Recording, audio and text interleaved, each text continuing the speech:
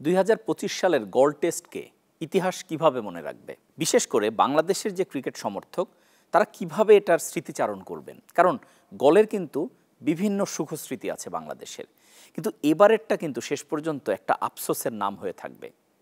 কারণ যে টেস্টে বাংলাদেশ এত ভালো খেলল সেই টেস্টটি শুধুমাত্র কিছুক্ষণ দেরিতে তৃতীয় ইনিংস ডিক্লেয়ার করার কারণে হয়তোবা জয়ের সুযোগটা হাতছাড়া হলো। এবং যিনি এটা করলেন নাজমুল হোসেন শান্ত, তিনি 2 ইনিংসে সেঞ্চুরি করে ইতিহাসের পাতায় নিজের নাম ঢুকিয়ে ফেলেছেন। এবং সেই সেঞ্চুরি করার পরও সিদ্ধান্তটা আরেকটু তাড়াতাড়ি হতে পারত। এই না হওয়ার কারণেই আফসোসের গল টেস্ট, এসব নিয়ে কথা বলবো। সবাইকে স্বাগত জানাচ্ছি লেটস প্লেতে। আপনাদের সঙ্গে আছি আমি রাকিবুল হাসান।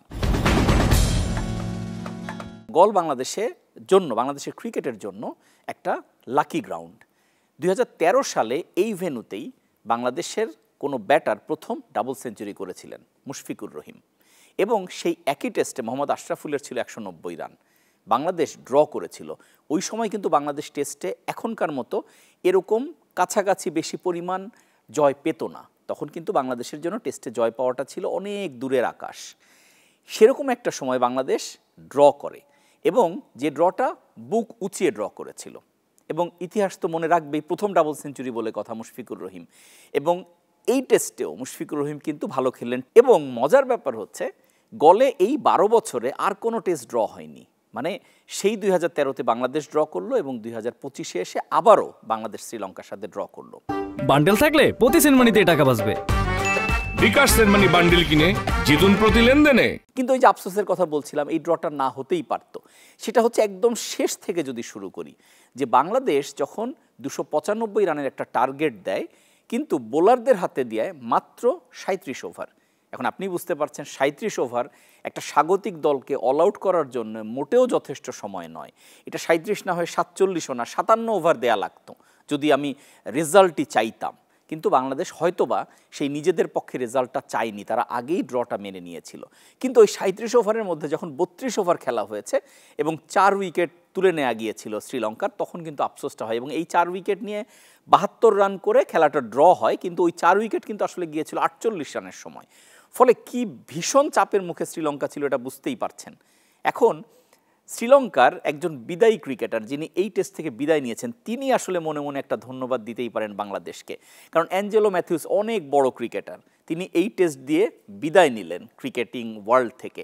ফলে তার বিদায়ী টেস্টে, এত বড় 15-16 বছরের ক্যারিয়ার, তার বিদায়ী টেস্টে যদি তার দেশের মাটিতে এবং যে ভেন্যুতে তিনি শুরু করেছিলেন গল, সেখানেই তিনি শেষ করতে যাচ্ছেন, তার পরিবার উপস্থিত, পুরো শ্রীলঙ্কা মেতেছিল তার বিদায় নিয়ে, সেরকম একটা জায়গায় হেরে যাওয়াটা আসলে একটা কষ্টই দিত। সেই কষ্টটা মনে হচ্ছে বাংলাদেশ দিতে চায়নি।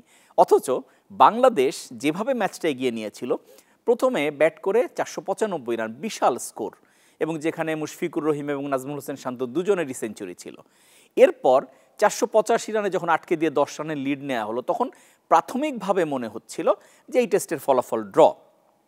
কিন্তু তারপর যখন বাংলাদেশ আবার সেই 10 রানকে বাড়িয়ে নেওয়ার চিন্তা করলো, এবং সেখানে যখন এমন একটা প্রেক্ষাপট তৈরি হলো যে পঞ্চম দিন মানে শেষ দিনে শুরুতে যদি বাংলাদেশ একটু অ্যাগ্রেসিভ ক্রিকেট খেলতো, আমি ভীষণ অ্যাগ্রেসিভ বলছি না, একটু অ্যাগ্রেসিভ, কী কারণে খেয়াল করে দেখেন যে বাংলাদেশ পঞ্চম দিন শুরু করেছিল 177 রান নিয়ে, তার সঙ্গে যদি 10 রান যোগ করেন 187 রানের লিড অলরেডি বোর্ডে ছিল। তো 187 লিড যেহেতু বোর্ডে ছিল, শেষ দিনে বাংলাদেশ যদি প্রথম 20 ওভারের মধ্যে, আমি 20 ওভারটাকেই টার্গেট করছি, 20 ওভারের মধ্যে 80 থেকে 100 রান যদি যোগ করে ফেলতো, তাহলে দাঁড়াতো কত, প্রায় 300 রানের কাছাকাছি একটা টার্গেট দাঁড়াতো, এবং হাতে থাকতো 70 ওভারের খেলা। ফলে সেখানে একটা রেজাল্ট বের করার কিন্তু প্রক্রিয়া হতে পারত। কিন্তু বাংলাদেশ ওই টেস্টে 19 ওভার ব্যাট করার পরে বৃষ্টি আসে, কিন্তু ওই 19 ওভারে এসেছে মাত্র 60 রান। এবং সেই বৃষ্টি থামার পরেও বাংলাদেশ ডিক্লারেশনে যায়নি, কারণ নাজমুল হোসেন শান্তর সেঞ্চুরি পেন্ডিং ছিল। ফলে এই যে সময় ক্ষেপণগুলো হয়েছে, তাতে করে ফাইনালি আর হিসাব মেলানোটা যায়নি। এবং ইন্টারেস্টিং ব্যাপার হচ্ছে, বাংলাদেশ যখন ইনিংসটা ডিক্লেয়ার করে 37 ওভার রেখে, তখন বাংলাদেশও হয়তো ভাবেনি যে 4 উইকেট পড়ে আফসোসের জন্ম হবে। বাংলাদেশ ভেবেছে এটা এমনিতেই ড্র হবে, বিষয়টা এরকম ছিল। কিন্তু সেই ভাবনাটা ভুল। এবং টেস্ট ক্রিকেটে এই ছোট্ট ছোট্ট জায়গাগুলো অনেক বড় ব্যবধান তৈরি করে দেয়। এই জায়গাগুলোই বাংলাদেশের মতো দলের সঙ্গে ভারত, অস্ট্রেলিয়া, ইংল্যান্ড এই জাতীয় দলের একটা বড় পার্থক্য গড়ে দেয়। কারণ দিন শেষে ইটস অল অ্যাবাউট অ্যাটিটিউড।